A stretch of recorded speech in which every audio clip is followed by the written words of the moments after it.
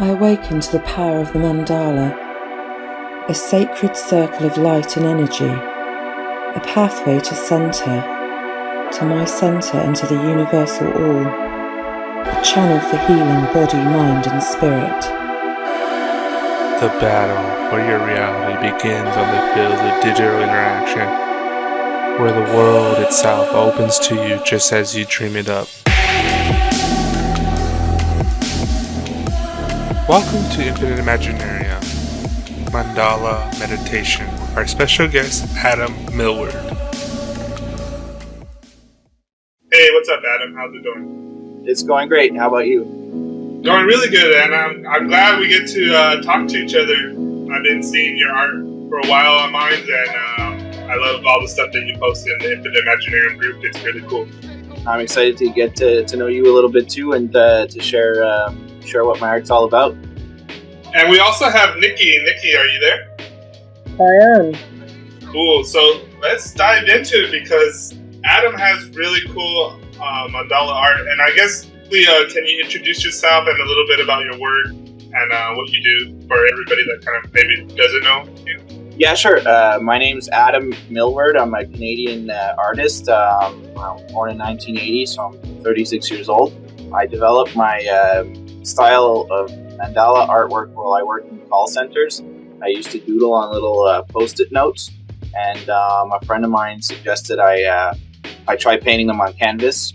At the time, I wasn't really into that. I didn't think of them as art, but many years later, I decided to give it a go. And after I did my first one, the feeling that I felt was just incredible inside. I was like, wow, this is so much fun. This is something new, something cool. And I went all in on it. And a few years after I started painting, art became my full-time career. And throughout the way, I think by sharing my art and my message, I've been able to reach a lot of people and share some inspiration that way. So, that's basically what it's about for me, is pursuing my own passion. And by doing so, I hope the results that come out of that inspire other people to go after their passions, because life is short and, you don't want to end up regretting your life. You want to end up looking back and saying, yeah, I gave it all I had. And that's what my art's about.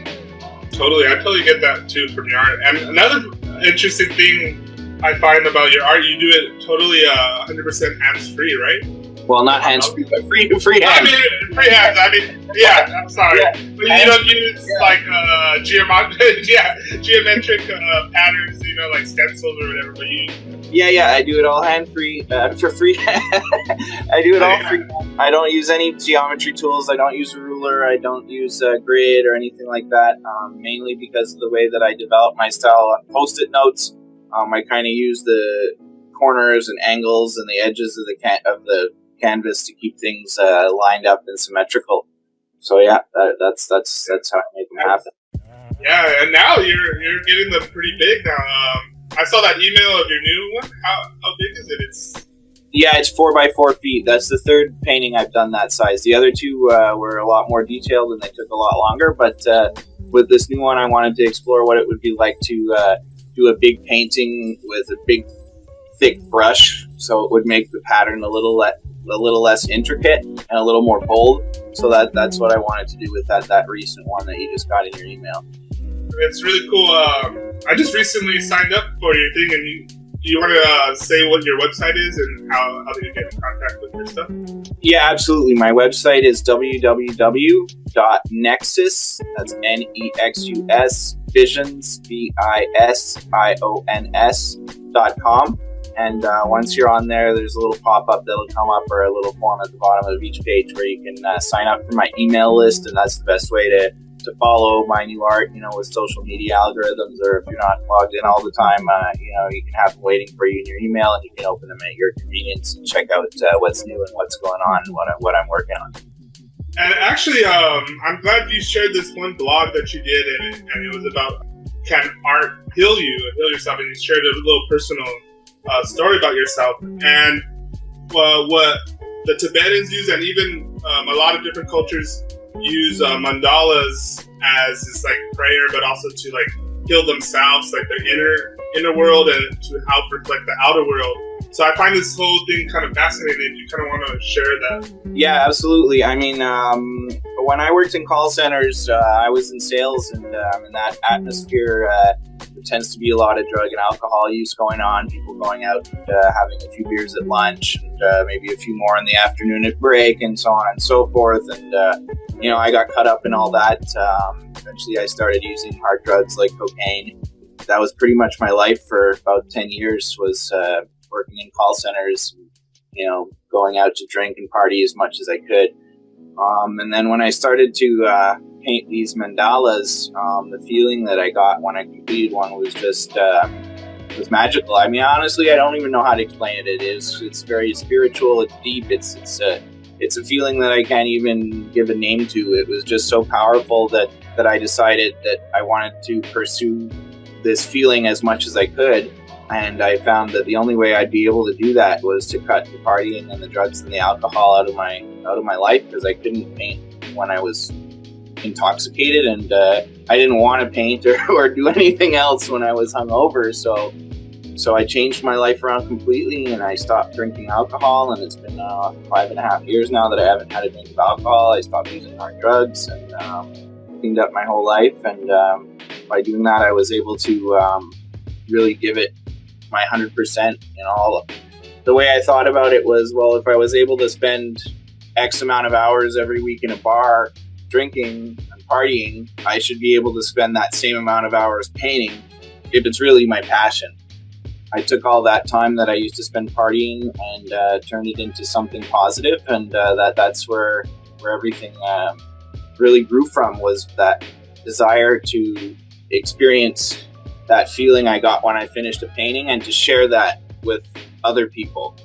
Other people might get that feeling from nailing a trick on a skateboard, or from getting a perfect shot in the movie that they're directing, or from, figuring out some complicated programming that they've been trying to do for their new app that they're designing.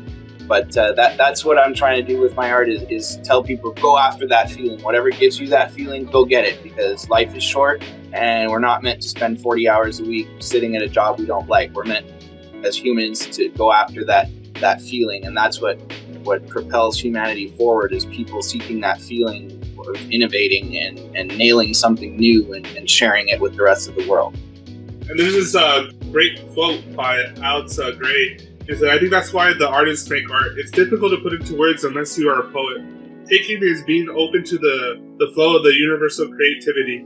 And the Zen artists know this. And this is kind of like, it comes in different forms of whatever your expression is. But it's this kind of like deja vu kind of feeling. And I express it as that I'm just a pen, because I like to do poetry and stuff.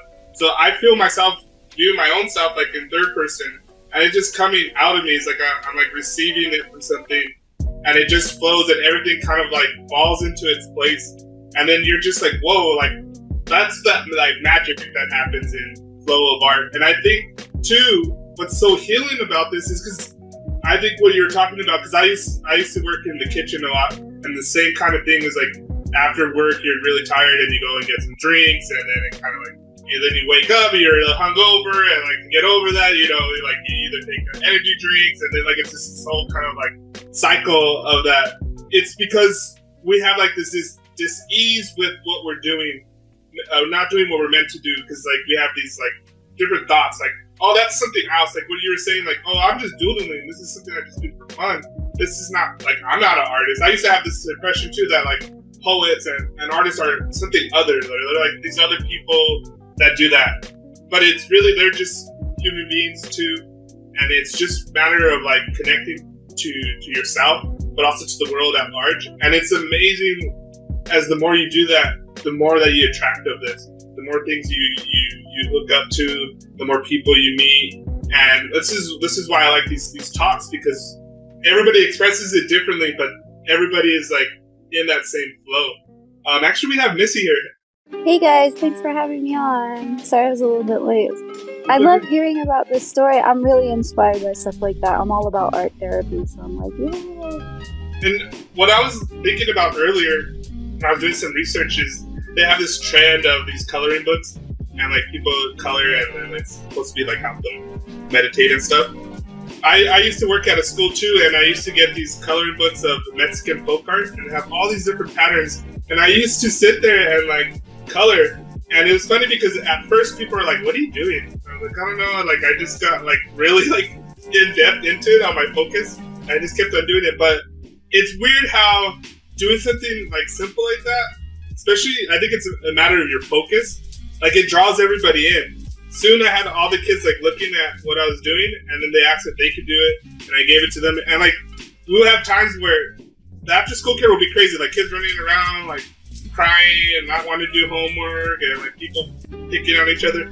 But like after a while, like I had like a good majority of the kids like coloring these like crazy pictures, and like everybody was just sitting there like quiet, just focusing in on coloring. I mean, we're all kids at heart. That's why I'm such a fan of art therapy in general. I mean, my parents were artists, and sitting there watching them paint or draw, even if I wasn't doing it, just watching them do it, starting at a canvas of nothing, watching that first kind of like dot hit the blank canvas, and then from there just go into like some other world. And going back to Adam, there's this deep history of mandalas. They're as old as humanity have been doing these mandalas. And even if you ask like the Zen Buddhists about their mandalas, they said that they're just reflecting the sacred geometry that's in nature and in life and the divine form of everything. I think it's really interesting that when I was reading on your website, you were talking about this moment where you had this reflection and how you saw that like all sorts of different people, how like the people that made the paint, the people that made the container for the paint, the art store, the canvas, and all this. I want to go into that a little bit. Yeah, I can go into that. That was an amazing moment. I remember it very clearly. I was actually on my way to work in the morning when that happened. I had spent the day before like painting for like 14 hours or something like that. And it was just really intense. Like I kind of went into a trance almost, and I just like saw the spider web of connections of all the people that were involved in creating one of my paint or anything for that matter, you know. But in this case, it was just specifically thinking about my painting. Like, you know, there's like you said, the company that makes the paint, and then all the people that work there, and then there's the company that makes the bottles that the paint goes in, and then there's the company that ships the paint, and the truck or plane that the paint gets shipped in, and then there's the store, you know, I walk into to buy the paint, and somebody had to stock those shelves, and then there's the company that builds the shelves, and like, you know, between all the people that are involved in all those companies and all the different parts of the truck or the plane, or you know, all the construction workers that build the buildings that all these companies are housed in. I mean, it's really, that's the connections that are present in all of our lives all the time. And when you stop and think about it, it's pretty miraculous that those different layers of connection, you know, that for me was a really special moment, because it made it, how can I put it? Like, I really felt like I wasn't alone making this art. Like there was this whole team behind me helping me do it. It's like and synthesis, or like some sort of like contagious synthesis, where it's like your creation, their creation, all the creations. Yeah, exactly. It was really amazing moment for me.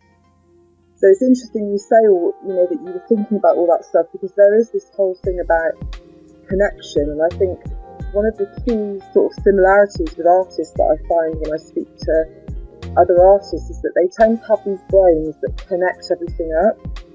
And in terms of somebody that is quite left-hand brain orientated and thinks in a very linear fashion, that sounds a bit kind of a bit hippie, and like, oh yeah, you connect everything up, and you don't believe in coincidences and that type of thing. But when you think about the logic of it, so it's kind of like art is all about that, but yeah, the mandala art sort of takes art to a whole new level, because a mandala is infinite. What do you feel when you're actually creating the art? Because obviously, I'm guessing you must get an experience just from looking at your own art, if that makes sense. I know that probably sounds a bit mad. Yeah, I mean, definitely. When I'm actually making it, the best for me is to not think at all. The less I think, the more I create, because like you say, there's infinite possibilities when you're creating a mandala. That's actually, I just want to quickly mention, that's why my logo on my website is Nexus, and then the X is formed by the junction point of the infinity sign that surrounds the whole thing. And that's why I chose that as my logo and my website, Nexus Visions, is because each mandala starts with that nexus point, that dot in the middle. But after that, the possibilities are infinite. You could take one mandala pattern and color it in an infinite number of ways, and then there's also an infinite number of mandala patterns that you can create. But when I'm in the moment creating art, I kind of I get like a gut feeling of what to do next, and I just do it. And for me, that's the best way to create, because if I start saying, oh well, what if I do this or that, or what if I choose this color or that color, then the act of choosing takes up time where I could be doing. And it's the doing that gets art made. So when I just go with my first gut feeling, that's when I find I do my best work. Being in the Tao and surfing this kind of creative wave that comes. Also, too, recently I've been reading this book. It was talking about this moment where he was in Santa Cruz, and he was talking about people in that specific case. He was talking about taking mushrooms. And they're talking about morphic fields and resonance. The simplest way to explain morphogenetic resonance is that there's this cloud of information and habits that is embedded in different acts and in different species and in different spaces. And that we, by doing these acts and things, we get access to that, let's say, a file of information, and this goes throughout history. And one time I was dancing, and I remember having this moment. Full disclosure, I was on mushrooms at the time, but I was downloading this information of my ancestors dancing, in prayer circles, and it was just this whole lineage of people expressing their self or their spirit by dancing. So I was wondering, mandalas are this kind of very sacred and act that humans have done, and I wonder if you have this sense of lineage of all these people that have done this act. And it's this thing that helps us connect to everything. That's the sacred circle, and it's something too. I was talking to our last artist that we had on, Carolina, and she was saying that she started off doing little dots, and these little dots expanded more. And then Carl Jung had the same type of feeling, and it's something that's I think deeply embedded in us, the mandalas. Well, it's pretty interesting you bring that up, because my mom's hobby is genealogy, and she's traced my family tree back about 400 years or so. And I forget if it's 9, 10, or 11, but one of my great-great-great-great-grandfathers was an artist, and he was a carver. And there's a church near Quebec City that he did a lot of the carving in. He carved the altar, and there's a whole bunch of little wooden squares around top of the church, and they're simple, but they're all mandalas. I found it really cool that you brought that up. That was one of those synchronistic moments that you even brought that. It's funny because while he said that, I was thinking of Jung's mandalas that Carolina brought up as well. And when I was thinking about it, I know he was doing studies where he found with his mental patients, a lot of them were doing mandalas, and it had a calming effect on them. And he began to do them as well with them, and saw that this was actually working in a grander scale. And it's interesting that he said that right when I thought of it too. Yeah, I mean it was pretty. Seeing those for the first time was a really cool moment. I should get a picture and put that on my website somewhere. I'll have to ask my mom for that, because she's got all the stuff. I mean, when you have to get that. You have to get that. That's so cool. Yeah, when you go back 8 or 10 generations, it's 20 boxes full of information. So I'll have to have her go through it and find the pictures that she took. But because she actually went to visit the church, I haven't gone myself to visit the church. I hope to one day. Yeah, that's pretty amazing story.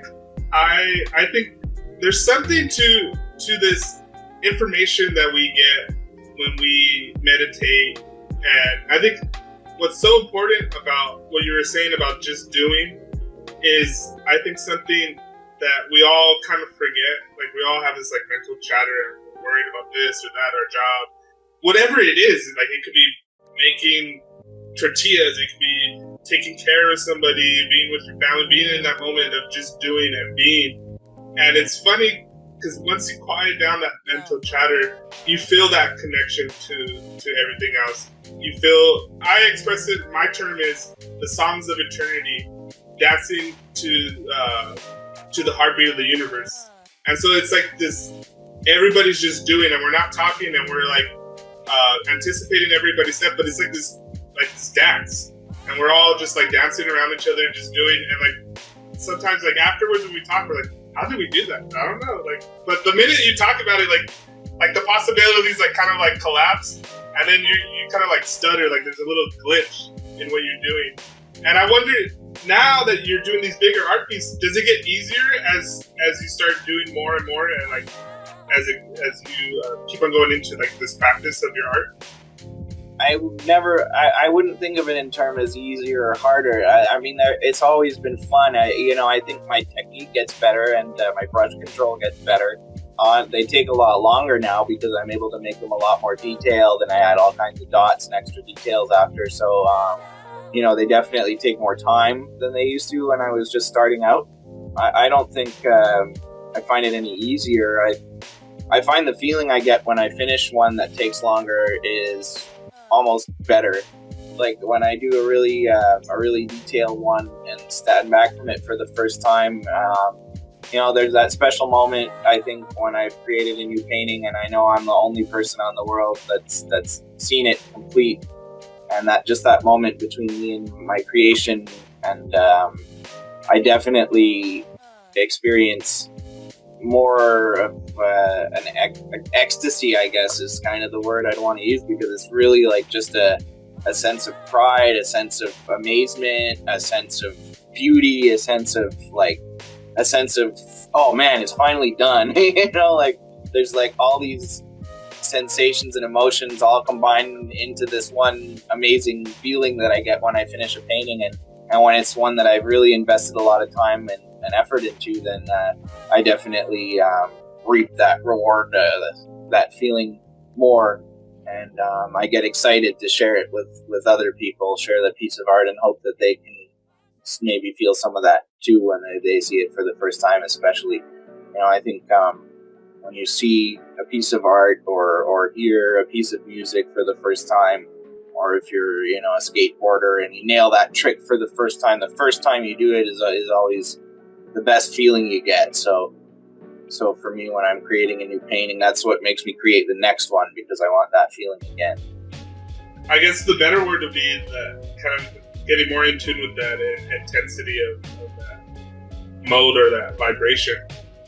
This is really interesting because I know sometimes you do some like commissioning for art. I do lots of custom art. Custom art's about 50% of my income, really. I'm doing custom art almost all the time. Custom art's really, it really depends on the person who's asking me for it. Some of them have a healing intention. I've done memorial mandalas for people to remember people that passed on.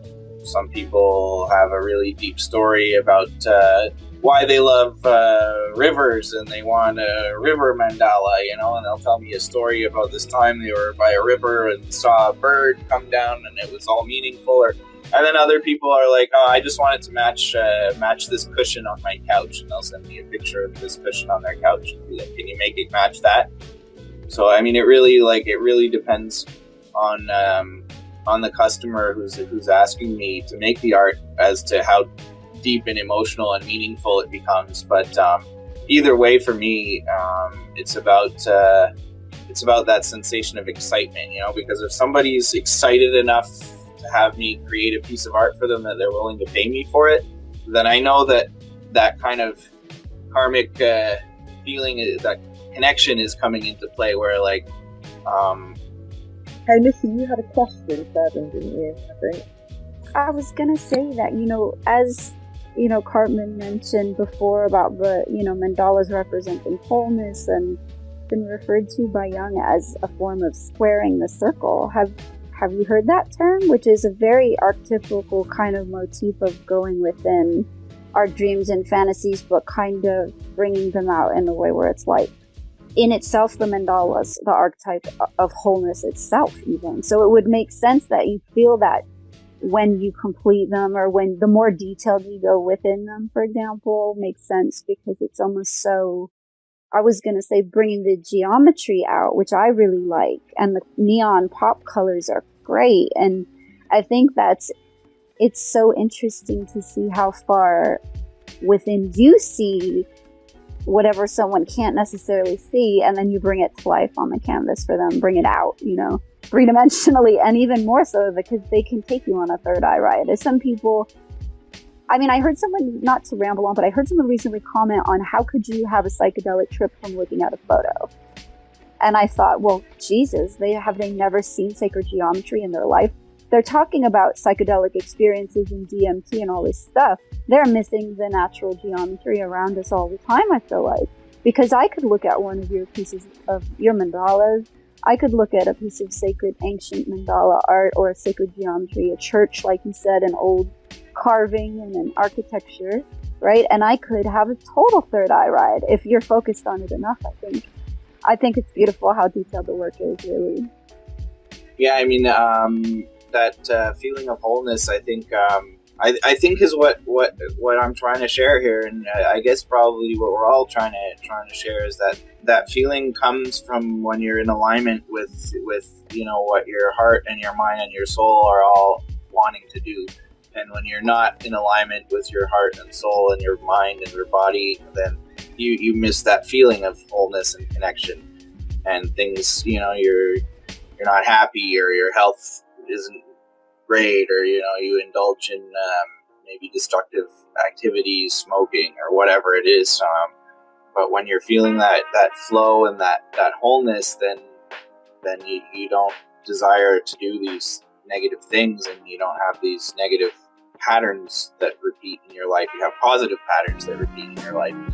I think that's mandalas are one way of hopefully, maybe on a quantum subconscious level of expressing that and sharing it with other people, maybe without even ever them knowing who I am, or just seeing my art, God knows where, I know other people download my pictures sometimes, and who knows how many people have my art on their phones and whatever, but that's cool, because wherever you see a mandala, I think it's maybe subconsciously a message like, hey, remember you're connected, remember your passion, remember your soul. Yeah, I definitely think too, and I like what you were talking about when you're doing your custom art too, like some people that maybe wanted to do it as a memorial or whatever. I think too, you could capture that energy that you were saying, when people are kind of like having that will or that expression, and then capturing that in that mandala, and then for them, they have that feeling, that emotion within that picture, and they kind of have their focus and get in tune with that. One of my favorite things, going back to this whole thing about can art be healing, I think that the process of art is really healing, and getting in tune to that wholeness of yourself, the inner, but also to the mandala expresses the outer, this whole intricate whole of everything. And for me, because I'm more about writing, and this is kind of how I express myself, and this is saying that I say all the time, but I always like to say it because I like to remind myself and everybody else. But it goes something like this, is that beauty is beauty, that's all there is to it. If you're interested in yourself, then you're stuck with yourself, and you're stuck with your death. But if you get interested in beauty, then you launch onto something mysterious inside your soul that grows and grows like a secret and same thought until you're dead. And so that beauty is whatever you express, this thing that we can't put into words, that connects us to the soul dance of eternity. And I think this is what's so beautiful about when I talk to artists like yourself and everybody else, is that I think we're all, whether we realize it or not, trying to figure out what that beauty that we want to latch onto, that makes it more than just us, and that connects to these other people. And you, like you said, I bet the same experience that you had when you reflected about all this different thing that goes into your artwork is about how many different people have their artwork that probably have seen your artwork, like maybe they saw it on a Remind or surfing on Google Images, and they're looking at mandalas, and then yours comes up, and for whatever reason they want to like look at it, and they probably don't even know fully why they want that, but it has this whole history behind it. It probably even goes way back to your what was it, like your 11th generation ancestor doing these card workings in churches, and like that's something I think it's hard to put into words, but I think that's that feeling, is that we have this dance of this whole sacred unity of everything, and you capture that in your mandalas. And I think we all been like doing that, either mandalas and writing these poems that stay throughout history, whether it's like a movie that like for some reason people just keep on watching, or music. Music is one of the most beautiful things too as well. And it's funny how the sacred geometry in this artwork can also be represented as music. And there was this recent thing that I posted on Infinite Imaginarium where there's this app that is visualizing sound. And I guess he wrote this thing where you put in whatever sound it is, and it represents it as a physical, like kind of like smoke thing in like this 3-dimensional space. So damn, that's pretty interesting. Like of how we're progressing to bring out this inner world and outer world. But I think too, what Missy was saying is kind of important as well, is that we don't lose outside of the magic that is the natural world. And I think the long sacred history that mandalas have been here is this thing to keep us powerful. Keep us Super grounded and connected. I think Joseph Campbell, his phrase was called Axis Mundi, the center of the universe, and like we're all that one dot in the mandala of everything around us, like the whole universe. And it's really interesting. But I kind of want to end my part on that, and I'll let you guys talk, but I have to go, so thanks for coming in. And thank you, Satoy. The mandalas representing almost a completion. Like you're talking about not going out to clubs and wasting, this life energy, creative energy or flow, and putting it into something, just kind of celebrating it and giving that to others is what I'm talking about. Being able to leave that intense focus behind that you put all of that into. And this is where I'm going to go a little bit into another area where I talked to someone recently, just yesterday, about it. These are indeed magic circles. The circle itself that you are starting within, it really makes you go within. And one of my favorite sayings is within when without. And the further you go within, it's more self-reflection. My friend who does these mandalas out of chalk all over San Francisco, who I'd love for you to meet, the whole point is I asked him, are you aware that you're leaving all of these positive vibrations all over San Francisco? And I thanked him because I'm from San Francisco. It needs positive energy, and I left for a reason. My name means woman of magic. So the fact that these are magic circles that people are starting to leave everywhere and be attracted to and don't know why, as Sequoia is saying, are important. They have power and history and tradition, and the fact that you can tap into that, uphold that, and give that, pass that on, and leave that for people is great. And I asked my friend, are there any combinations of numbers you notice when you're drawing? For example, he uses chalk, right, on the cement. I said, do you notice any weird vibrational things happen? He said, for some reason with 7s and 9s. And he said, I know nothing about sacred geometry. I know nothing about, nothing about that really. But he's amazing at going and doing these mandalas. But you see, they're having an effect on even him while he's doing them. And even he doesn't quite understand it yet. And he's drawn to do this like positive work and pull people into and leave them all over the city for people. And I thanked him. And I want to thank you. And I thanked Caroline as well, because that completeness and wholeness that you give back is what the world is missing. Now, my actual real name is the acronym being used for America right now to make it great again, which is really funny because that word means sorceress. It means woman of magic. It's funny to me because of the way that it's being used. But if I was doing some sort of sacred geometry shape out of this and throwing it up for everyone to see, it would be a positive slogan of feminine energy that would resonate around, and people would eventually, hopefully, pick up on that vibration. And that's what you guys are doing. You're leaving these vibrations for people to pick up on, which I think there's so much negative energy to combat. Interesting. If there was some kind of way that we could see what looking at mandalas has on the physical body, the physiological effects that looking at a mandala has on the body, like to the DNA, to the heart rate, everything, to the brain activity. If you're going to look at the brain activity and see what happens.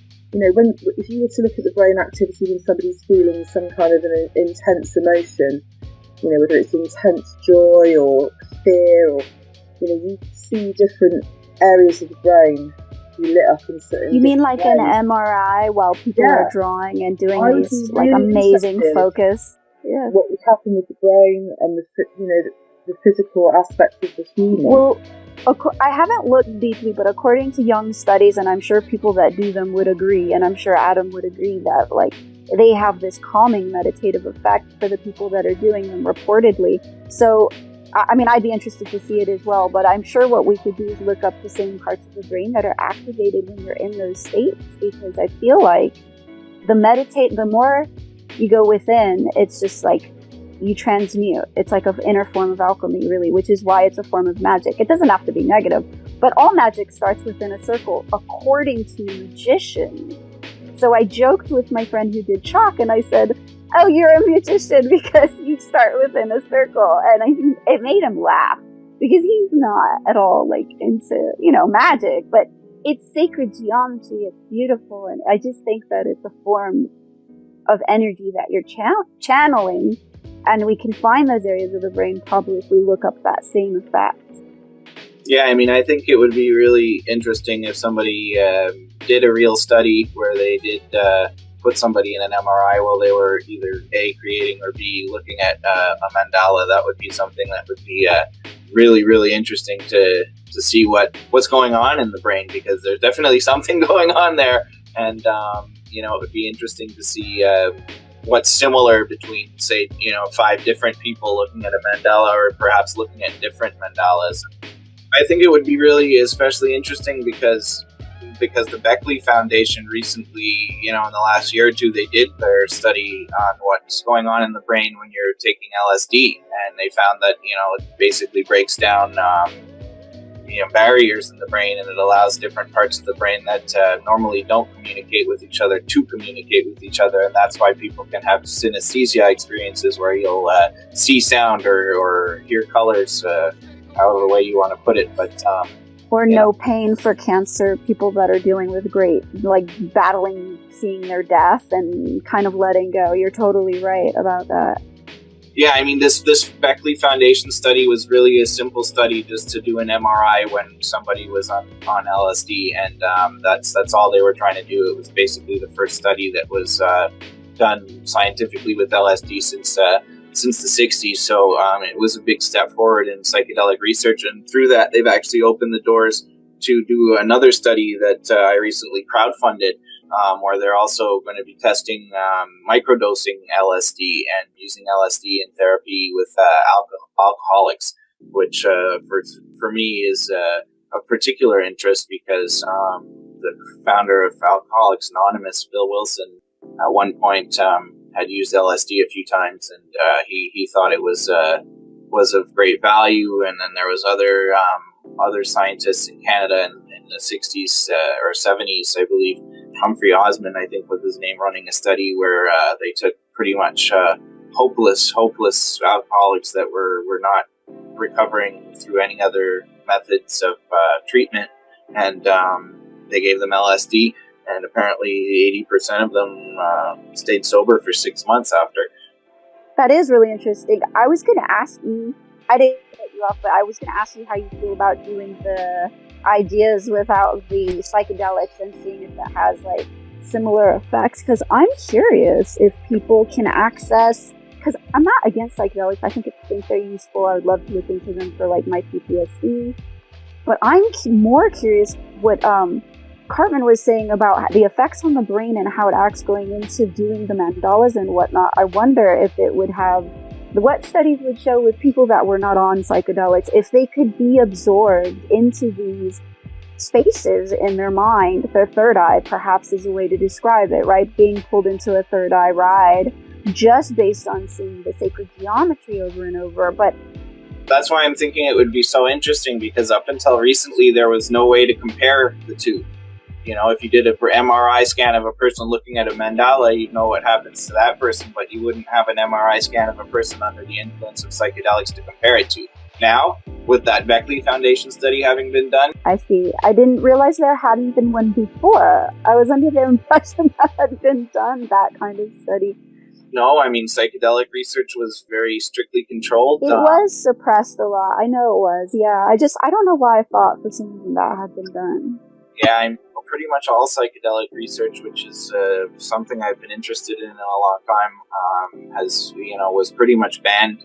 And governments and universities and whoever wanted to study a Schedule 1 drug, there had to be all kinds of, what's the word I'm looking for? Like, it was really hard to procure the drug.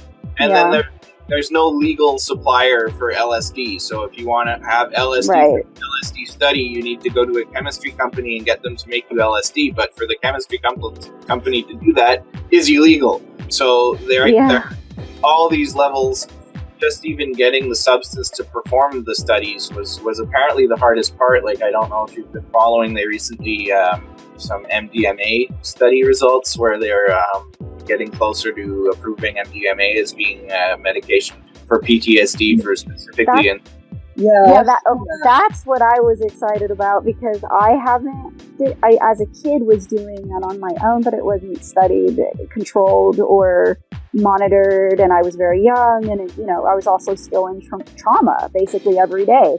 So the thing that would be interesting to see is if they honored that and really could provide that for people. I would be so interested. I really believe that would help people a lot. Yeah, I mean, it's very, to me, I find it incredibly interesting to see the advances they're doing in research on these kinds of chemicals, because up until now, there's been no framework around them. And for me, that's what sort of drew me into visionary art and the whole world of mandalas and everything around them was my psychedelic experiences that I had. And when I had them when I was younger, there was no framework built where it was accepted. It was illegal. It had to be kept underground. I didn't want my parents to know. A lot of my friends were like, man, you're taking acid. You're going to die. There was no reliable information about them. But I had these amazing experiences that I wanted to share with people. And I want to hear about your first acid experience. I'm curious now. Well, my first, or at least the one that at least brought you to start, maybe doing the artwork would be interesting to know.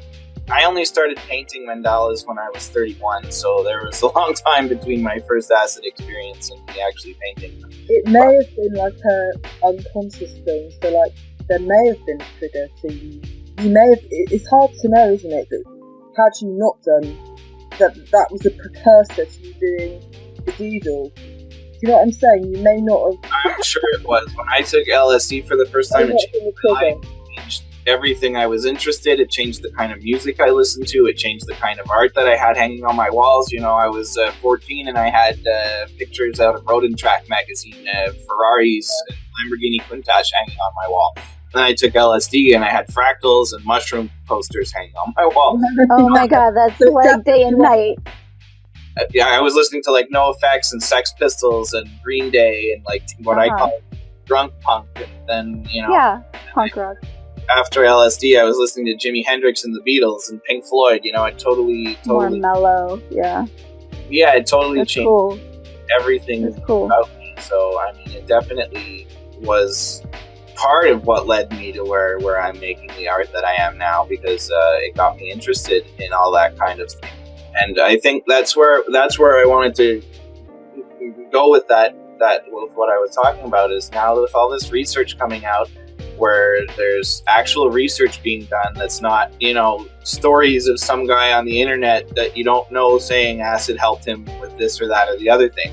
There's actually research being done by scientists properly documenting it with proper sample sizes and blind studies or double-blind studies where people are getting placebos, and that's the way science is done these days. So to have that actual scientific proof about all these anecdotal stories that people have been sharing since the 60s is incredible to me because, I never thought I'd live to see the day where research on these kind of things would be happening and would be happening legally. And even cooler is that the internet, I can crowdfund these studies, which is pretty awesome. If you go to the Beckley Foundation, I know they're still crowdfunding this new study that they want to do on microdosing and how LSD affects alcoholism.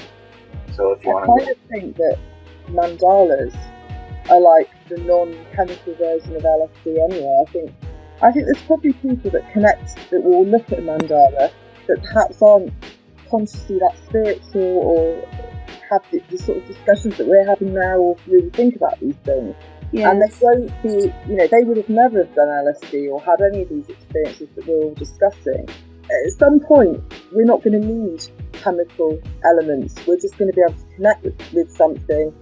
It might start with a picture or an experience. Yeah, actually, a woman yesterday, she was saying this about the pineal and third eye, how you can access it without psychedelics, without imagery, without anything. Some people, it becomes a normal state, which is what I was saying about me with the trauma that because I sustained it so young, I just had a lot of weird visions as a kid and a lot of things. But I think that I, like you, partly, I believe that that's the way to go, is letting people tap into it through art therapy. I think the way to go also is really promoting these links that he's talking about and getting this out there to people. Also, what a great thing to be able to crowdfund and kickstart, because that's never been possible up until now. We're talking about that, right? Like, that's a big deal. That's like not been able to be crowdfunded up until now and open. That's great. It can open doors for people like me that had so much. I mean, I was 12 years old when I did acid for the first time. I was alone and I survived, thank God. And thank God it was such a great experience where for me it was liberating for my trauma that I was going through. But it would be great to provide things for people in a safer environment where they have the ability to know what they're dealing with, know where they're getting it from, which is why I stopped.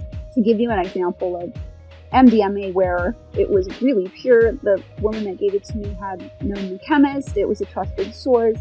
It was a long time ago, and I remember the issue that I had with 2 days later, I was having trouble still focusing in my eyes. And I guess that came down to the dosage, because what it is it's not that it wasn't really of a good quality or made by, a trusted source. It wasn't that. It was more like, how do you exactly know how much you're exactly taking unless you are, a chemist or specific about it, right? So at that time, I was not careful, and 2 days later, I remember sitting across the breakfast table and could not focus my eyes, and it just was like, if this could be available in a safer way for people, it would be great, because you see the effects of it are not necessarily negative, and there are breakthroughs you have. One of them that I had, this is really silly, I wrote something down once when I was having a psychedelic experience. I wrote it down, but I wrote down something and I crumpled it up, put it on the top of my dresser, and I didn't think about it. The next day I remembered to look at this crumpled piece of paper, and I realized that John and Paul, came to me and said something, and I wrote it down, but I couldn't remember what it was until I opened the piece of paper and I read it. What's funny is this is really symbolic and real when you think about it, because I opened it up and it said there are 7 levels. Now, if you know anything about music or the number 7 or sacred geometry, that's all true. I don't know anything about music. I definitely didn't at this time when I was very young.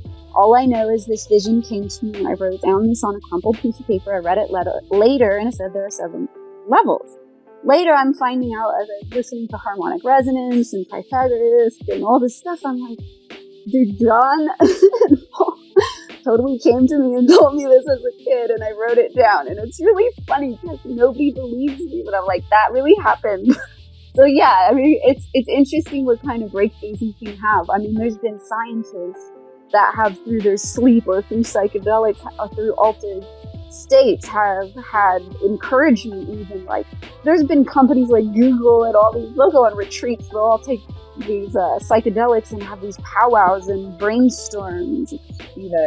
As much as we kind of laugh at these that have lately become fashionable, these colouring in books, that different designs, and some are a bit mandala-y, and it would be really good if this could kind of work its way in to the mainstream of education for children, and even elderly people, in old people's homes. I think it could be an amazing therapy, because I totally believe that the whole issue of actually, even if it was a mandala that was just already created for them, that they just colour in, that's what I was saying, we laugh about those colouring in books for adults and everything, but I was dead serious. We've got to wrap it up actually soon, guys, because we're coming to the end, but I would really, really be up for promoting you, Adam, and your art, and getting you more into the mainstream in that respect. And they have this thing with my daughter's school where they're learning to write their name, and what they do to sort of encourage the children to write their name is they have like a picture that the child likes, so they have some kind of interaction and connection with writing their name, because then they remember it. It's the way the human brain works. So if they had like mandalas or pictures and things like that they could use in schools, that it became like a more commonplace thing, if that's what I'm trying to say. I think it would be amazing. So I really feel that it would be wonderful if we could promote that and get it into I think basic sacred geometry for kids, there's fun ways that I've found that are really visual to show them, and I think it's really fun too with the sacred geometry in itself. They see in the shapes, they start figuring things out for themselves. I mean, they're like sponges, It is amazing that there aren't more of those types of books for kids at a young age. It's a shame. That's a really good point that you bring up, and I think that they are coming out and more and more. I mean, 3 or 4 years ago, when you walked into a coloring book aisle, there was no coloring books with mandalas, or maybe one or two, and now you go into any store that sells coloring books and there's 10 or 15 on the rack. So I mean, I think that they are creeping more and more into the mainstream. I notice them in advertising a lot. There's all kinds of commercials I see on TV that have mandalas in the background, or that have little animations going on where the whole scene will turn into a mandala for a second between a shot. And there's all kinds of mandala artists out there sneaking mandalas into mainstream culture. If I'm not mistaken, I think Damien Hirst even made a mandala out of corporate logos with like McDonald's and Esso and Exxon or whatever. Yeah, I mean, there was another artist that I'm friends with that was not impressed with that, and I thought it was an awesome way to turn those corporate logos into something beautiful. She didn't agree with me. She thought it was a horrible abomination of the mandala form to use those. A kind of mandala exploitation. I thought it was really cool myself. But, it's kind of anarchistic and taking back the symbolism, right? Making it more abstract. Yeah, I mean, it's just, for me, when I see a mandala, it kind of resonates with me. So, you have to look closer to realize that it's made of all those logos. So, whatever, it stopped me in my tracks for a second. It was wow. And I think a mandala, and the kind of genius of it, is that the more you look at it and look into it, the more you see. You could look at a mandala one day and then go off 48 hours and come back and look at the same picture and see more in that picture that you didn't see previously. It's kind of an infinite thing that you just kind of look into it and you can keep seeing more and more that you didn't notice before. And that's another reason that I put my mandalas on things. Like, I don't just make paintings. I have blankets, I have stickers, I have magnets, I have other things with my mandalas on them, because not everybody wants to collect original art. Not everybody has a budget for original art, but I can sneak my mandalas into people's lives that way for things that they can use on a more regular basis. Every time you open your fridge, you see a magnet, or if it's a chilly night, you're sitting there on the couch, you throw your blanket over you and you can cozy up in a mandala. And you may not even think of it on a conscious level, but being exposed to that vibration every day might help people in subconscious ways that can't even really be measured, or they might not even be aware of. Okay, guys, well, I think we've come to the end. So first of all, I'd like to thank you, Adam, for coming on the show, and you know, I really feel that you need to be somehow higher up in the realms of the artist world, or you know, propelling this work, this amazing work that you're doing out much further than you already are. But you're doing a grand job, but I feel you need more exposure and more marketing and promotion or whatever, just to get, you know, get those. It's slow. Maybe you should do kids' books and stuff. Yeah. You know, it's in my mind then, because I was just going to say, I was thinking kids feel as though, you know, the logistics of putting a coloring book together, since I don't do my designs digitally, is a little bit harder. It's funny you mentioned kids, because there's one of my biggest fans is a 9-year-old. Well, I guess he's 10 now. And this year for his birthday party, he asked his mom to order my prints and stickers to give to all his friends in their little loot bags. So, I mean, you know, it's really awesome. I mean, he's got one of my T-shirts, and then I guess about 3 weeks. That's probably the coolest compliment you could have ever gotten in your life. Like, kids that really relate to my stuff. A few weeks ago, I was at a little local event here with my vendor table, and a kid who must have been about 10 ran up to my table, and he's got this look on his face, and he's, "I really love your stuff." And I'm like, "Wow." And he's like, "How much are the T-shirts?" And I'm like, "I was charging $15, but so I said 10.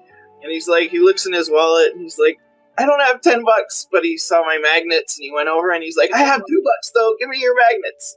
And like, just the look on his face and how excited he was to buy my art was just like, that right there is why I do it. I kind of see you as well. I don't know, I kind of envisage you, Adam, in the future you could do kind of workshops or something with children, or not just children, adults, you know, and give them a bit of a beginning, showing them the direction. Because obviously, I'm guessing with mandalas, it's a very personal thing when you create them. There's not like a cut and dry formula to how you create one. You know, your mandalas and your work are an inspiration anyway. Whether you were going to do, you know, any kind of teaching direction or not, so it doesn't really make any difference. You're obviously, you know, you're going to inspire people just by people looking upon your art. So I don't think that's really relevant. But I kind of think if there was some way that you could create a workshop, or where people could come and learn how to create them, or some kind of starting it, would you say there is a way of doing that, or?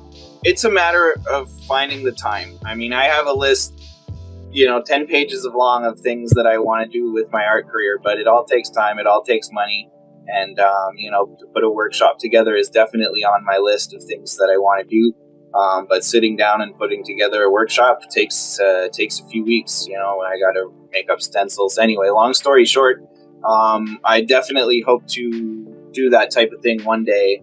It's a slow and steady thing, building up my business, because right now I'm a one-man band. I do everything myself. I have to create the art, I have to talk to clients, I have to pack, ship, I have to deal with my manufacturers, I have to deal with the accounting, I have to deal with bugs and everything like that. Can I give you one more suggestion to add to your list of awesome ideas? Absolutely.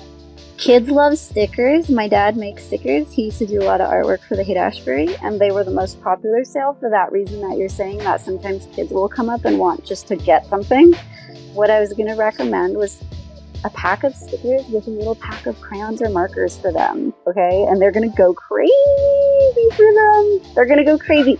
That's a fun thing to do, because if you're already just making prints of your already existing stuff and you're just giving a new medium for them, then you are pulling them into making the art. Whether, it's not like teaching them necessarily how to do the sacred geometry, but it's kind of like, hey, go ahead and color it in. So, to be honest with you, up till now, I really haven't focused on the kid market so much. I mean, a lot of the people who resonate with my art and what I'm doing are actually people that are had substance. Good luck at had substance problem.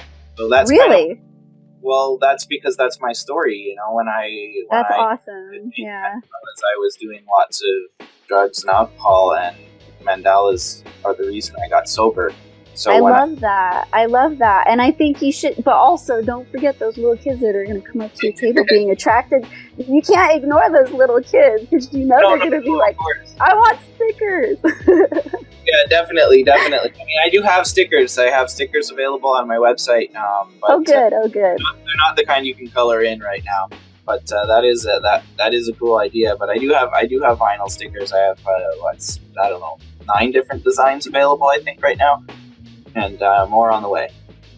Okay, guys, I'm going to wrap up now. So I just wanted to ask if, in light of our whole discussion, if you had any final thoughts on what we've discussed here.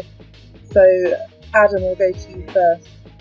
Yeah, I mean, I'm just really glad we had this discussion. It's really awesome to find to connect with other people that resonate with what I'm doing and that are into similar type of vibration of trying to make the world a better place. And, instead of focusing on what's wrong with the world, trying to focus on what's right with the world and what we as individuals can do today to share that the world is okay, the world is right, and the world's a cool place to be and a beautiful place, and life is a beautiful experience, and that it was an awesome experience to connect with you guys and help share a little bit with what makes me tick and why I make these mandalas and share them so much.